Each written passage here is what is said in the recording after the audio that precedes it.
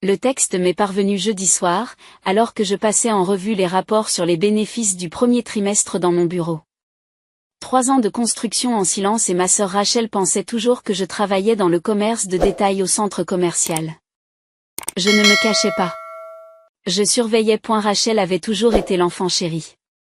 MBA de Stanford. Fiancée à Marcus Chin, dont la famille dirigeait une prestigieuse banque d'investissement à Manhattan. Nos parents avaient passé toute mon enfance à la considérer comme la norme que je n'atteindrais jamais. Pourquoi ne peux-tu pas ressembler davantage à Rachel, est devenue la bande sonore de ma vie. À l'âge de 16 ans, j'ai dit à nos parents que je voulais créer une entreprise en ligne pour vendre des vêtements vintage. Mon père a tellement ri qu'il s'est étouffé avec son café.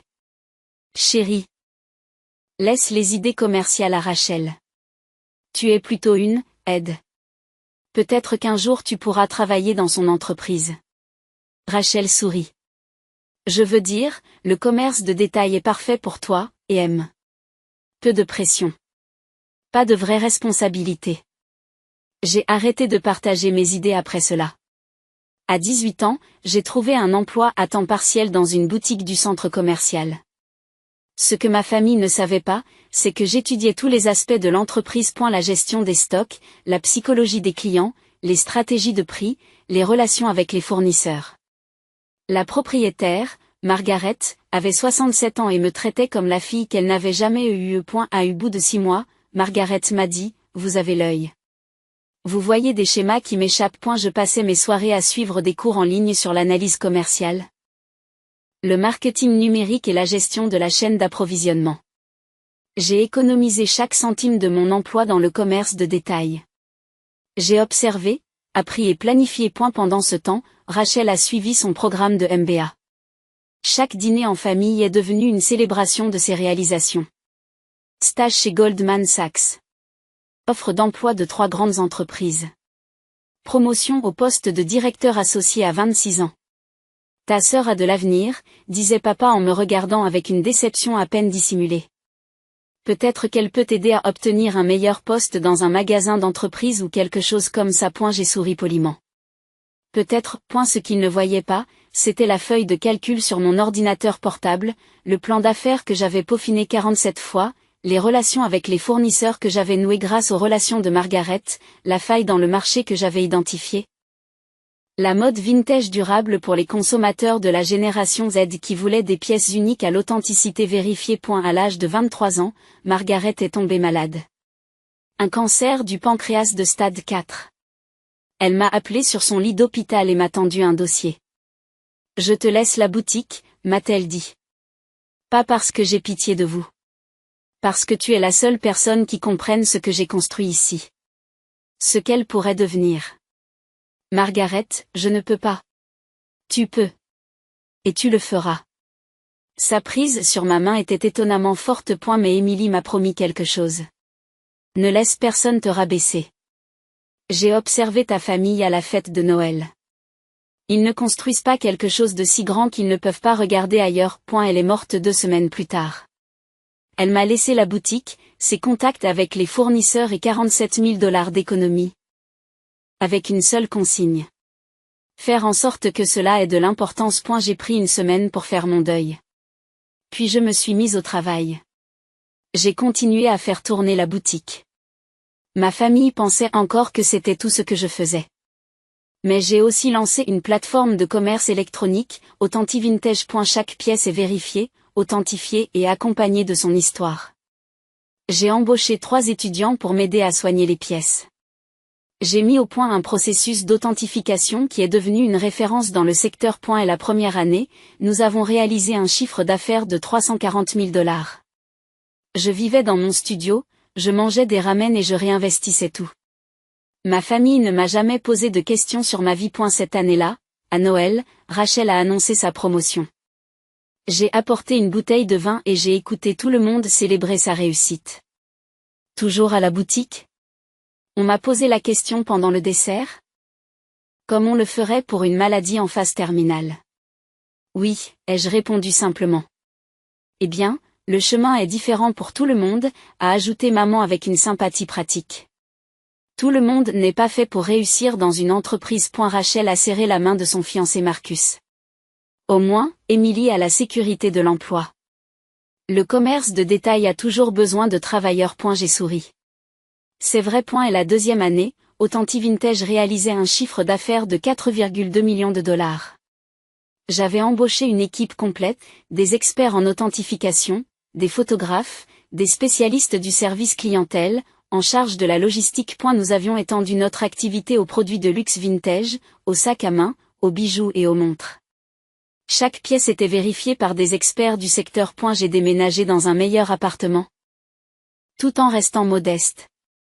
J'ai conduit la même Honda vieille de 10 ans.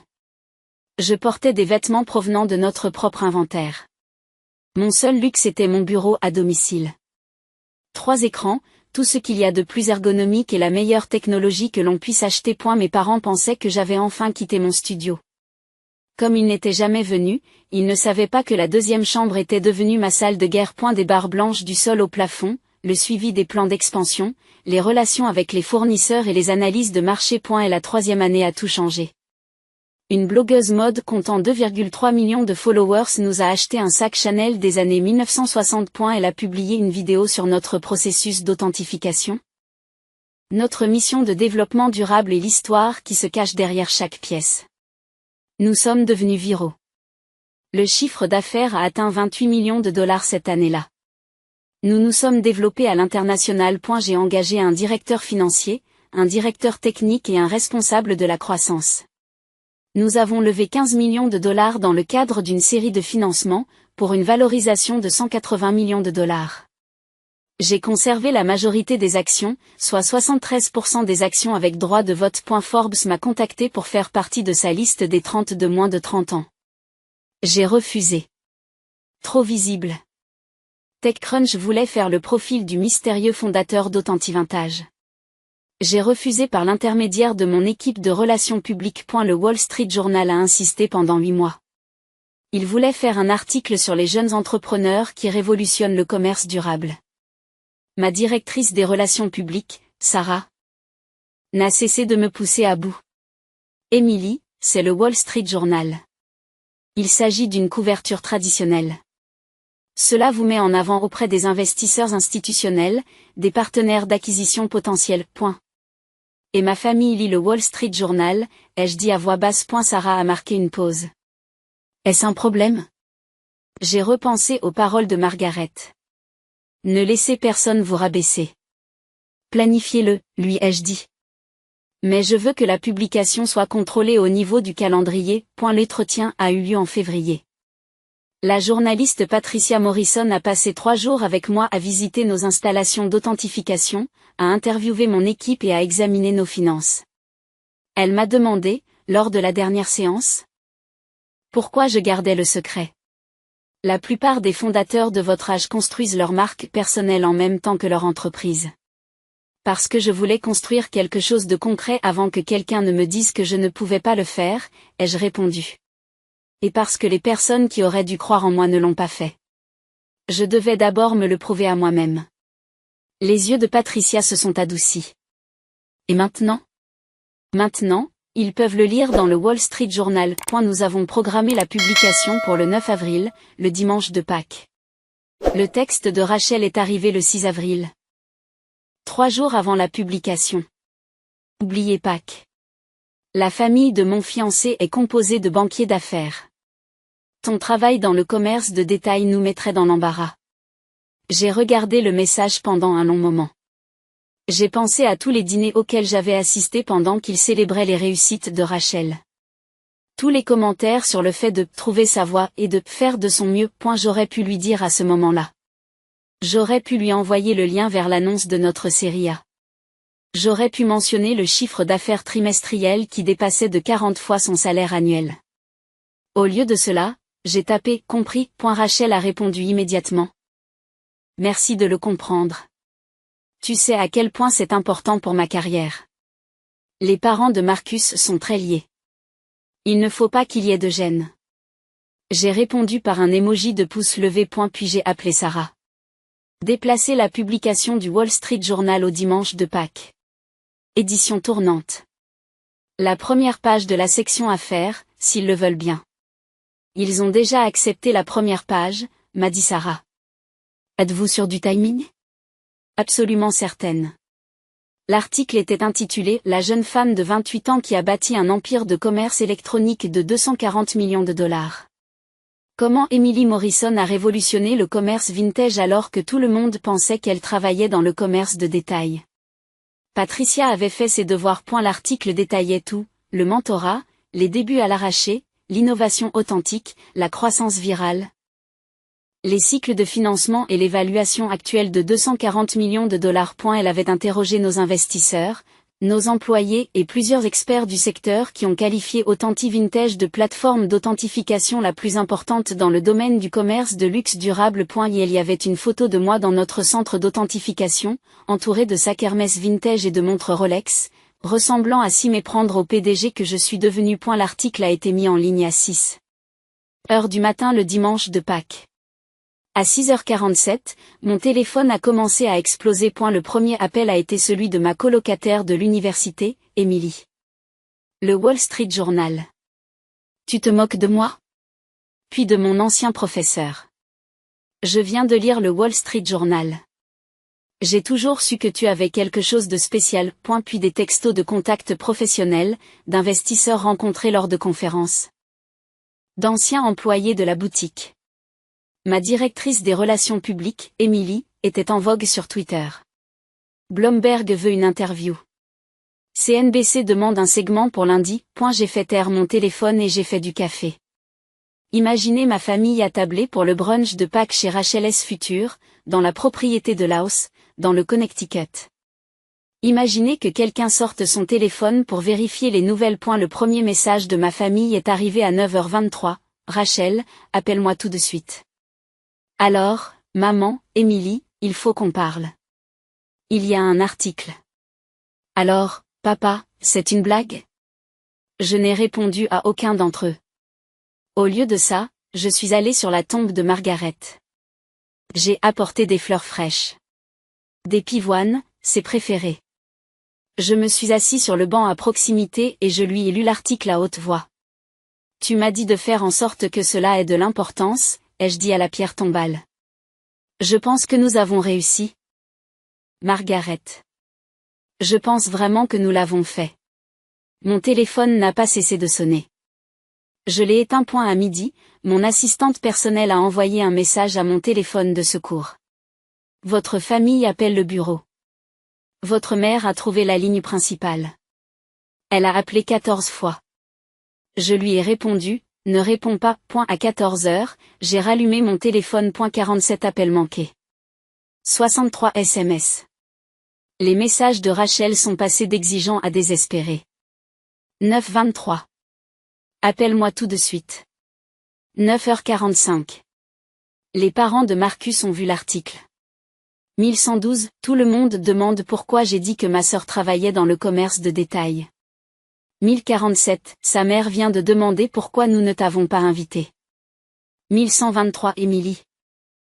Ça détruit mes Pâques. 1215, le père de Marcus veut te parler d'opportunités d'investissement. 134, rappelle-moi s'il te plaît. Sa famille pense que je suis une menteuse. Les messages de maman ont suivi une trajectoire similaire. 931, Emily, c'est quoi cet article? Pourrais-tu leur mentir? 10.02, des gens nous appellent pour demander des renseignements sur votre entreprise. 10.45, votre père est très contrarié. Comment avez-vous pu nous cacher cela? 11.30, la famille du fiancé de Rachel a vu l'article. Ils demandent pourquoi nous n'avons pas mentionné votre succès. 12.50, c'est très embarrassant pour nous, Emily. On a l'air de ne pas connaître notre propre fille. Les messages de papa étaient plus courts mais plus fréquents. 9.38, c'est vrai?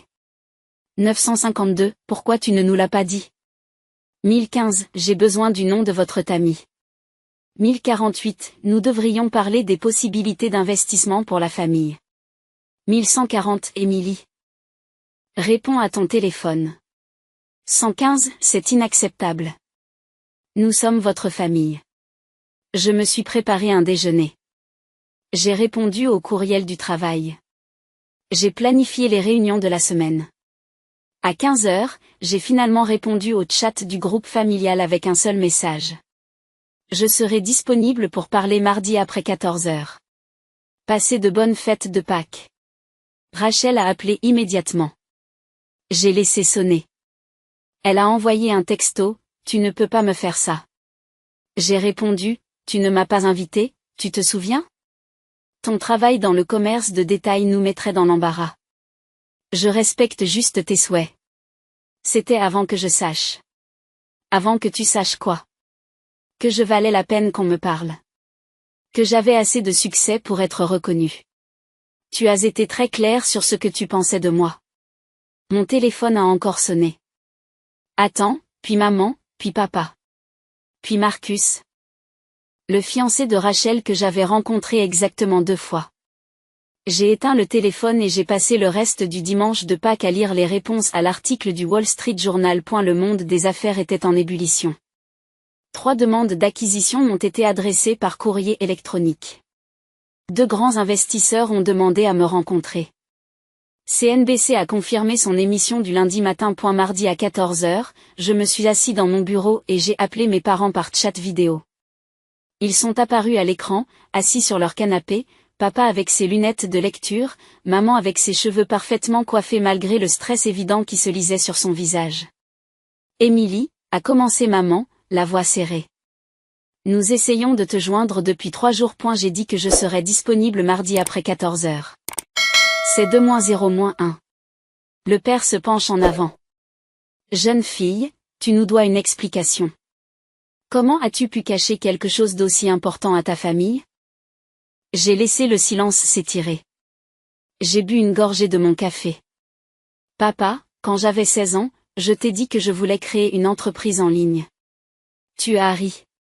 Tu as dit que les affaires étaient pour Rachel, pas pour moi. Tu as dit que je pourrais peut-être travailler dans son entreprise un jour, en tant qu'assistant. C'était il y a des années. Quand j'ai eu 18 ans, j'ai eu envie de travailler dans une boutique. Tu as demandé à maman si j'avais besoin d'aide pour trouver un métier d'avenir. À chaque dîner de famille depuis 10 ans, tu as posé des questions à Rachel sur sa carrière et tu m'as demandé si je travaillais toujours dans cette petite boutique. Le visage de maman rougit. Nous étions inquiets pour ta stabilité. Vous étiez gênés. Il y a une différence. Je sors ma tablette. Laisse-moi te montrer quelque chose.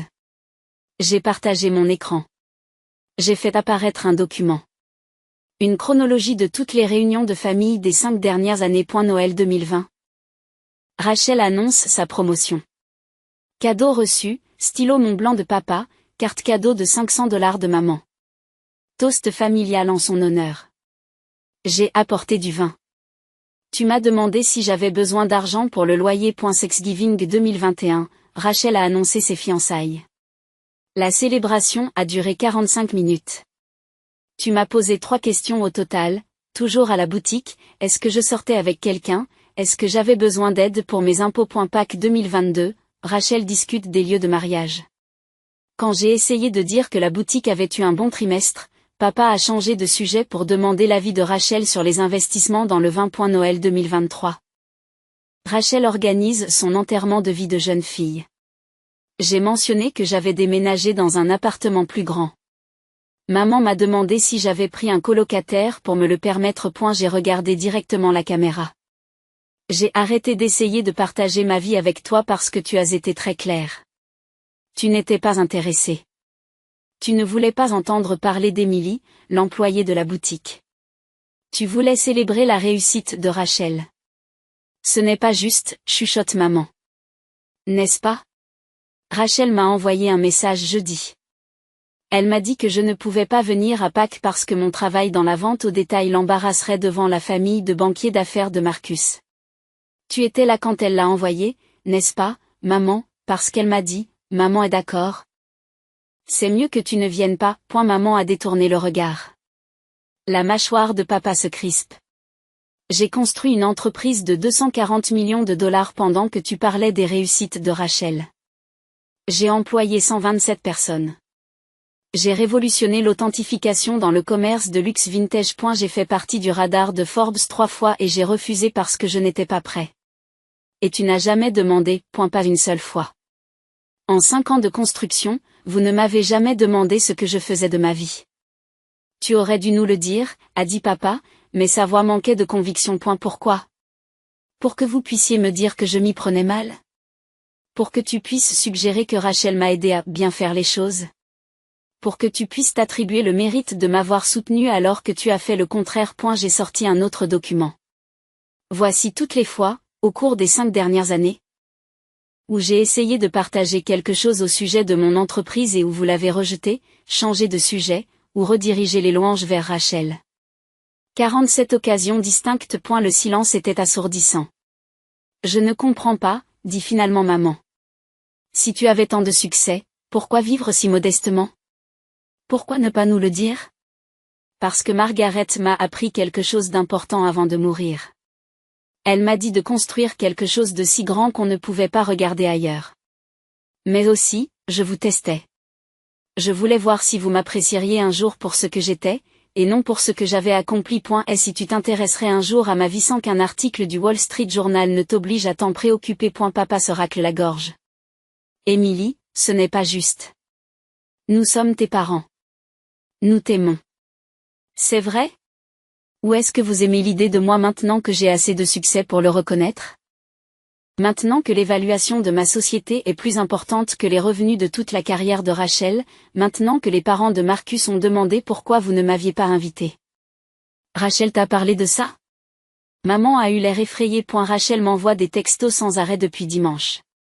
Elle est bouleversée par le fait que la famille de Marcus pense qu'elle est une menteuse parce qu'elle dit que je travaille dans le commerce de détail.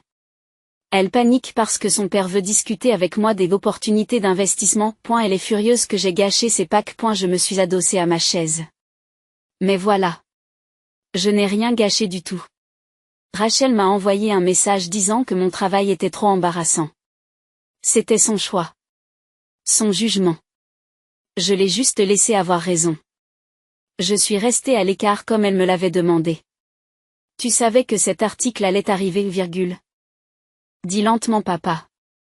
Tu l'as chronométré. Le Wall Street Journal l'a programmé. Je ne les ai pas empêchés de publier l'article le dimanche de Pâques. Cela semblait approprié, en fait. Une histoire de résurrection. Les mains de maman se tordent sur ses genoux. Qu'est-ce qui se passe maintenant? Maintenant, je continue à construire ma société. Je négocie avec 2 partenaires d'acquisition potentiels. L'un propose 340 millions de dollars. L'autre est de 415 millions de dollars avec des clauses de complément de prix. J'envisage également un tour de table de série B qui nous valoriserait à 600 millions de dollars. J'ai CNBC demain, Bloomberg jeudi, et Forbes a enfin son profil. J'ai fait une pause, le temps d'assimiler la situation. Et vous continuez votre vie. Rachel prépare son mariage. Vous célébrez ses réussites. Rien ne change. Émilie, s'il te plaît, a craqué la voix de maman. Tu es notre fille. Vraiment? Alors dis-moi quelque chose sur ma vie qui n'est pas dans l'article du Wall Street Journal. Dis-moi une chose que tu sais sur qui je suis vraiment. Le silence s'étire sur 30 secondes. 45. 1 minute. C'est ce que je pensais. J'ai voulu mettre fin à l'appel. Attendez, a dit papa d'un ton sec. Nous voulons arranger les choses. Nous voulons nous impliquer. Je pourrais vous aider avec la stratégie de votre conseil d'administration et votre mère connaît des gens dans la mode. Non. Ce seul mot est resté en suspens. Je n'ai pas besoin de votre aide. Je n'ai pas besoin de tes relations. Je l'ai construit sans toi. Margaret croyait en moi. Mon équipe croyait en moi. Mes investisseurs ont cru en moi. Le Wall Street Journal a cru en moi au point de publier un profil en première page. Le seul groupe qui ne croyait pas en moi était ma propre famille. Ce n'est pas vrai, a protesté maman. J'ai sorti un autre document. Voici le plan d'affaires que j'ai rédigé à l'âge de 19 ans. Celui que je voulais vous montrer à Noël 2015. J'ai encore la réponse de papa par courriel. Je l'ai lu à haute voix. Chérie, c'est gentil de penser à l'entrepreneuriat, mais ce genre d'entreprise nécessite un sérieux sens des affaires. Pourquoi ne te concentres-tu pas sur le fait d'être la meilleure employée de boutique que tu puisses être? Je t'aime, papa. Le visage de papa est devenu pâle. Je demandais 10 000 $ pour lancer la plateforme de commerce électronique. C'est tout. 10 000 $ dans ta croyance. Margaret m'a donné les deux à sa mort. Elle m'a laissé ses économies et sa foi en ma capacité à construire quelque chose de significatif. Émilie. Nous ne savions pas. Tu ne savais pas parce que tu n'as pas demandé. Tu n'as pas cru parce que je n'étais pas Rachel. Je redresse les épaules. Mais je ne suis plus en colère. Je suis reconnaissante. Ton rejet m'a appris à construire quelque chose de si indéniable qu'il fallait le reconnaître. Et c'est ce que j'ai fait. On peut te voir ? Maman a demandé calmement. Venir dîner ? Peut-être. Un jour ou l'autre. Mais pas parce que tu veux être associé à mon succès. Pas parce que les parents de Marcus posent des questions.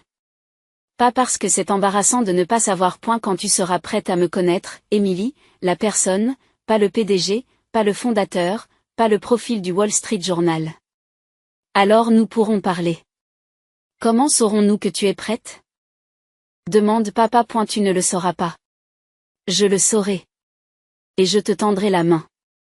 J'ai fait une pause. Mais je te préviens. Je ne suis pas intéressée par l'histoire de votre rédemption. Je ne suis pas intéressée par les photos de famille pour votre carte de Noël montrant les 2 filles qui ont réussi.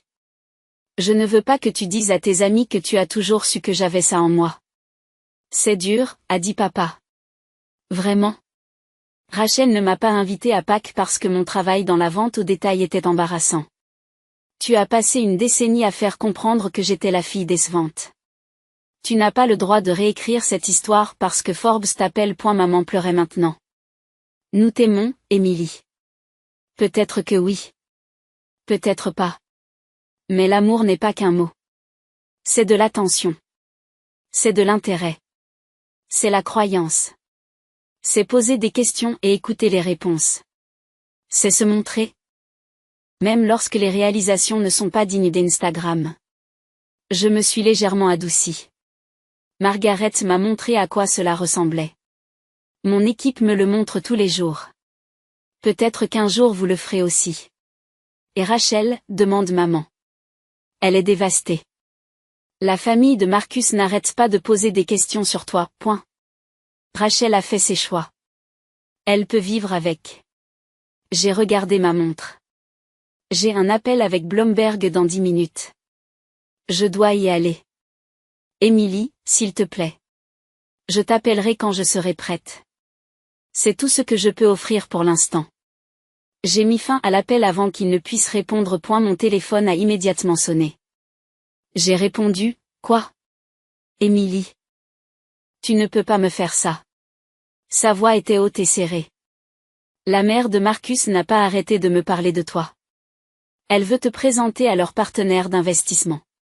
Son père est furieux que je lui ai dit que tu travaillais dans le commerce de détail. Il pense que je suis soit une menteuse, soit complètement déconnectée de ma propre famille. Tu leur as dit que je travaillais dans le commerce de détail parce que tu croyais que c'était le cas. Parce que tu n'as jamais demandé ce que je faisais vraiment. Tu ne me l'as jamais dit. Rachel, à quand remonte la dernière fois où tu m'as posé une question sur ma vie qui n'était pas condescendante ? Quand as-tu eu pour la dernière fois une conversation avec moi où tu ne m'expliquais pas comment le monde fonctionne ou ne comparais pas ma vie défavorablement à la tienne ? Silence. C'est ce que je pensais.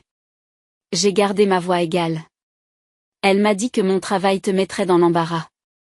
C'était tes mots. Ton jugement. J'ai juste honoré ta demande et je suis restée à l'écart. Mais tu savais. Tu savais que l'article allait arriver et tu m'as laissé faire. Te laisser faire quoi ? Dire la vérité sur la façon dont tu me vois. Rachel, tu ne pensais pas que je valais la peine d'être invitée à Pâques. C'est la vérité. C'est ce que tu es. L'article du Wall Street Journal n'y a rien changé. Il l'a juste rendu incommode. Cela ruine mes fiançailles, dit-elle, et il y avait une vraie panique dans sa voix maintenant.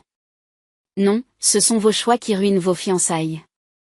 Vous n'avez pas invité votre sœur parce que vous étiez gêné par ce que vous pensiez qu'elle était. La famille de Marcus se rend compte que cela en dit plus sur toi que sur moi. Donc tu vas juste laisser ma relation s'effondrer, je ne fais rien pour ta relation. Mais Rachel, réfléchis-y.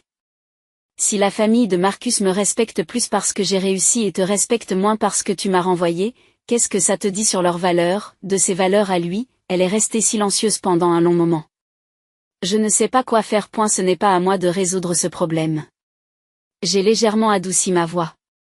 Mais voici un conseil gratuit. Arrêtez d'essayer de gérer ce que les autres pensent.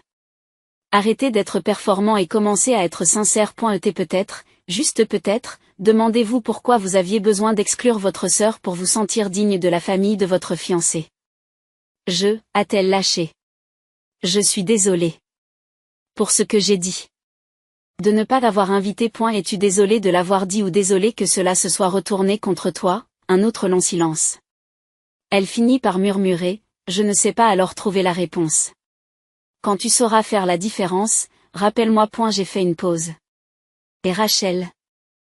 J'espère que Marcus en vaut la peine. J'espère que sa famille en vaut la peine. Parce que tu as échangé ta relation avec ta sœur contre leur approbation. Assure-toi que ça en vaut la peine. J'ai mis fin à l'appel. L'interview de CNBC lundi matin est devenue virale. L'animatrice Sarah Chin n'a pas mâché ses mots. Emily, votre famille n'a pas été informée de votre succès pendant 5 ans. C'est extraordinaire. Pourquoi ce secret? Ce n'était pas un secret.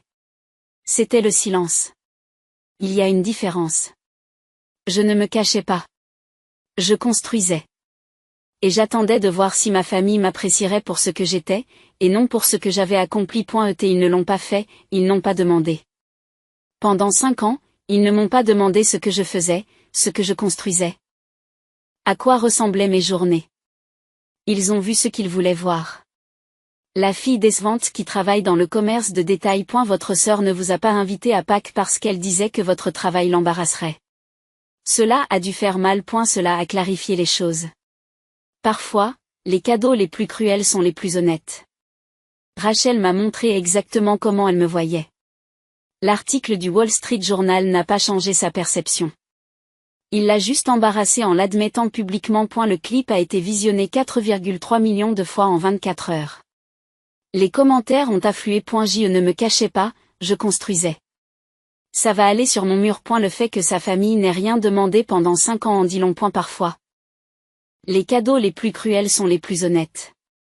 Cette femme dit la vérité. Bloomberg a publié un article de suivi. Emily Morrison et le coût de l'amour conditionnel. Quand le soutien familial dépend de la réussite. Forbes a finalement obtenu son profil. La fondatrice qui a bâti un empire alors que tout le monde pensait qu'elle travaillait dans le commerce de détail. La révolution tranquille d'Emily Morrison. Le compte Instagram de mon entreprise, que j'avais gardé relativement discret, a gagné 340 000 followers en une semaine. Nos ventes ont augmenté de 47%. Car les gens voulaient soutenir l'humble PDG qui avait prouvé que tout le monde avait tort. Mais la réponse la plus surprenante est venue d'autres entrepreneurs. Mon courrier électronique professionnel a été inondé de messages. Je construis quelque chose en quoi ma famille ne croit pas. Votre histoire m'a donné la permission de continuer. Mes parents m'ont dit de trouver un vrai travail. Je leur envoie votre article du Wall Street Journal. Merci de nous avoir montré qu'il est possible de dépasser les personnes qui nous ont sous-estimés. Sarah, ma directrice des relations publiques, était aux anges. Emily, vous êtes devenue un symbole. Il ne s'agit plus seulement d'un millésime authentique. Il s'agit de toutes les personnes qui ont été rejetées par les gens qui auraient dû croire en elles. J'ai juste dit la vérité, ai-je dit. Parfois, c'est révolutionnaire. 3 semaines après Pâques, je suis retournée sur la tombe de Margaret. Tu devrais la voir? Margaret. Tout ce que tu avais dit arriverait. L'entreprise est florissante. Nous sommes en train de négocier la série B avec une valorisation de 680 millions de dollars. Je suis en train de construire l'académie d'authentification dont toi et moi rêvions, pour former la prochaine génération d'experts. J'ai arrangé les pivoines fraîches. Ma famille n'arrête pas d'appeler. Maman veut repartir à zéro. Papa veut s'impliquer. Rachel m'a envoyé un long courriel pour s'excuser et me demander si nous pouvions reconstruire notre relation. Le vent bruisse dans les arbres. Je ne sais pas si je suis prête. Une partie de moi veut les laisser entrer. Une partie de moi se souvient de chaque commentaire dédaigneux, de chaque comparaison avec Rachel, de chaque fois qu'ils m'ont fait me sentir petite. Je me suis assis sur le banc. Que ferais-tu? Je pouvais presque entendre sa voix. Que veux-tu faire?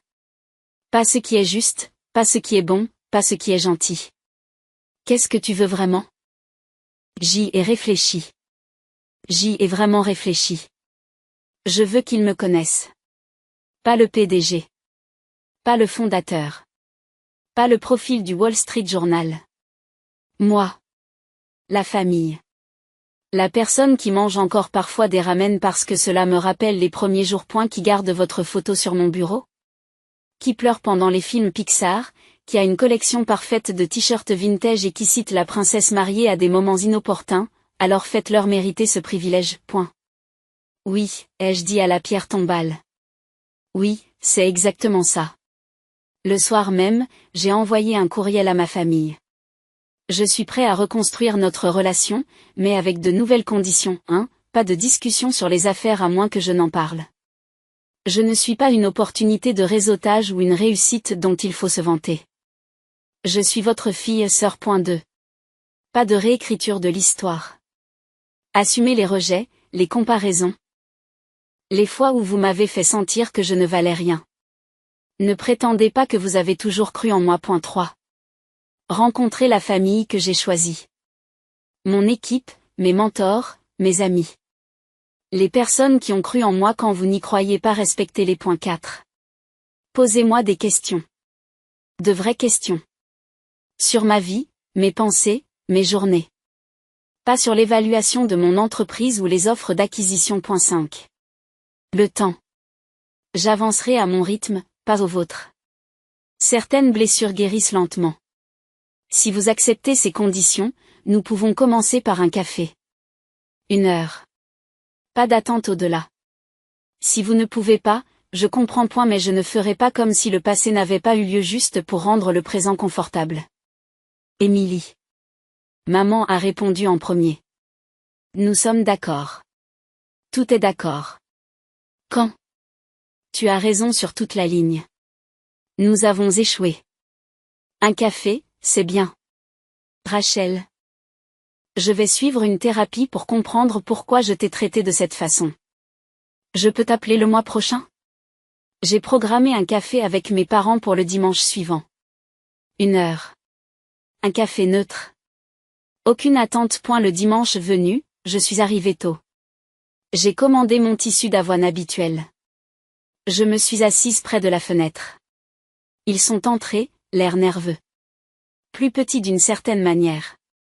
Plus vieux. Nous nous sommes assis. Merci de nous avoir reçus, a dit maman à voix basse. Dis-moi quelque chose, ai-je dit. Et je veux que tu sois honnête. Quand as-tu réalisé que tu ne me connaissais pas vraiment? Papa et maman échangent un regard. C'est papa qui a pris la parole en premier. Lorsque j'ai lu l'article du Wall Street Journal, Patricia Morrison vous a décrit comme un révolutionnaire discret et un patient stratège. Elle a cité vos employés qui disaient que vous vous souveniez de la commande de café de chacun et que vous écriviez à la main des notes de remerciement pour chaque anniversaire de travail. Sa voix s'est brisée. J'ai réalisé que je n'aurais pas pu vous décrire à un étranger. Pas vraiment. Pas au-delà du fait que tu travailles dans une boutique. Et plus calme que Rachel. Maman a hoché la tête. J'ai appelé votre bureau pour vous engueuler. Votre assistante a répondu. Elle a dit. Morrison est en réunion, mais elle prend toujours le temps de s'occuper de sa famille. Je vais voir si elle peut sortir. L'attention dans sa voix quand elle parlait de vous. J'ai réalisé que votre assistante vous connaissait mieux que moi. Nous t'avons déçu, Dis simplement papa. Pas de la façon dont nous sommes censés te le dire. Mais nous avons vraiment échoué. Nous t'avons regardé et nous avons vu ce que nous attendions, pas qui tu étais. J'ai bu mon café à petites gorgées. J'ai laissé le silence s'installer. Je ne suis pas sûre de pouvoir pardonner aussi vite, ai-je dit. Mais je suis prêt à essayer de reconstruire quelque chose.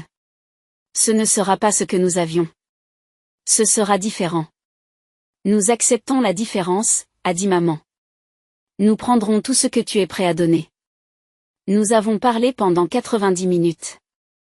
Je leur ai parlé de Margaret, des premiers jours de l'entreprise, du moment où j'ai su qu'un authentique millésime fonctionnerait. Ils ont écouté. Ils ont vraiment écouté. Alors que nous nous apprêtions à partir, mon père a hésité. Émilie, le plan d'affaires dont tu as parlé. Celui qui date de tes 19 ans. Tu l'as toujours? Oui. Pourquoi? Pourrais-je le lire? Pas pour le critiquer. Juste pour voir ce que j'ai manqué. J'ai sorti mon téléphone. Je l'ai transféré vers lui. Bien sûr, il a vérifié son courrier électronique. Il l'a ouvert. Il a commencé à lire, là, dans le café. Au bout de 2 minutes, il a levé les yeux. Les larmes aux yeux. C'est génial. Émilie, c'est exactement ce que tu as construit. 5 ans avant de le construire, tu le savais. Je le savais. Et je t'ai dit de te concentrer sur le fait d'être une bonne employée. Il a secoué la tête. Je suis vraiment désolée. Je le sais aussi. Je lui ai touché le bras. Mais papa, je n'ai pas besoin que tu répares le passé. J'ai besoin que tu sois présent dans le futur. Peux-tu faire ça? Oui, a-t-il dit fermement. Oui, je le peux. 6 mois plus tard. Authentic Vintage a été vendu à un grand conglomérat du luxe pour 425 millions de dollars. J'ai conservé le contrôle de la création et je suis resté PDG avec un contrat de 5 ans. J'ai empoché 310 millions de dollars après impôts. J'ai créé la Margaret Chin Foundation for Young Entrepreneurs, qui fournit des fonds d'amorçage, du mentorat et de la confiance aux jeunes dont les familles ne soutiennent pas leurs rêves. Subvention de la première année. 15 millions de dollars pour 127 entrepreneurs. Chaque bénéficiaire a reçu la même lettre que moi. Je mise sur vous non pas en raison de vos qualifications, mais de votre vision. Construisez quelque chose qui compte. Faites-les regarder. Mes relations avec ma famille ont évolué lentement. Les cafés sont devenus des dîners mensuels. Les dîners sont devenus des fêtes occasionnelles. Ce n'était pas parfait, mais c'était réel. Un mariage a eu lieu en septembre. Elle m'a invité. J'y suis allé. Lorsque la mère de Marcus a posé des questions sur mon travail, Rachel l'a interrompu. Maman chaîne, Émilie n'aime pas parler de son travail lors d'événements familiaux. Savais-tu qu'elle avait mémorisé toutes les répliques de Princesse Bride? Émilie, fais la scène du réveil. J'ai ri. J'ai fait la scène. Rachel m'a fait un clin d'œil. Progrès. À la réception, papa m'a prise à part.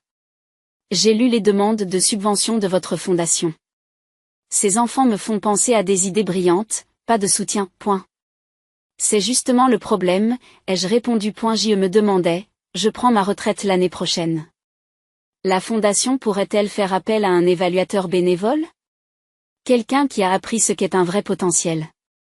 J'ai étudié son visage, j'y ai vu un intérêt sincère, un regret sincère, un espoir sincère. J'ai dit. Envoyez-moi votre candidature. Nous verrons bien. Elle a souri. Merci de m'avoir donné cette chance. Merci à Margaret, ai-je dit. C'est elle qui m'a appris que tout le monde mérite que quelqu'un croie en lui. Même les personnes qui n'ont pas cru en elles-mêmes assez tôt. 1 an plus tard, le Wall Street Journal a publié un article de suivi. La Margaret Chin Foundation d'Emily Morrison parie sur les personnes licenciées. Le dernier paragraphe disait, lorsqu'on lui demande ce qu'elle souhaite laisser en héritage, Emily Morrison n'hésite pas. Je veux que chaque personne à qui l'on a dit qu'elle n'était pas à la hauteur sache que ceux qui la rejettent ne font qu'admettre qu'ils ne voient pas clair. Construisez quand même. Réussissez quand même. Et lorsque vous y parviendrez? Souvenez-vous de ceux qui ont cru en vous lorsque croire coûtait quelque chose. Ces personnes sont les vôtres. Tous les autres ne sont que des spectateurs. J'ai encadré ce paragraphe. Je l'ai accroché à côté de la photo de Margaret dans mon bureau. En dessous, j'ai ajouté une ligne écrite de ma main. Je ne me cachais pas. Je construisais. Il y a une différence. Et il y en avait une.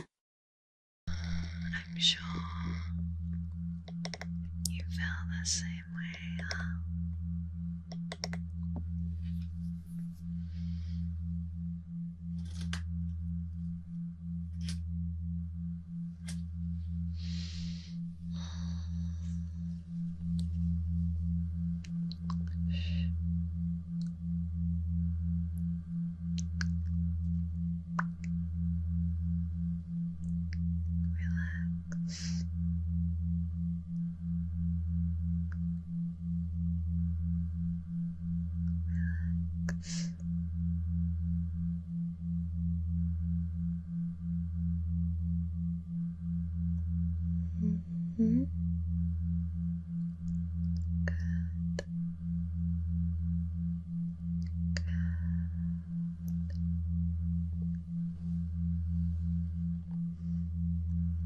Mm-hmm.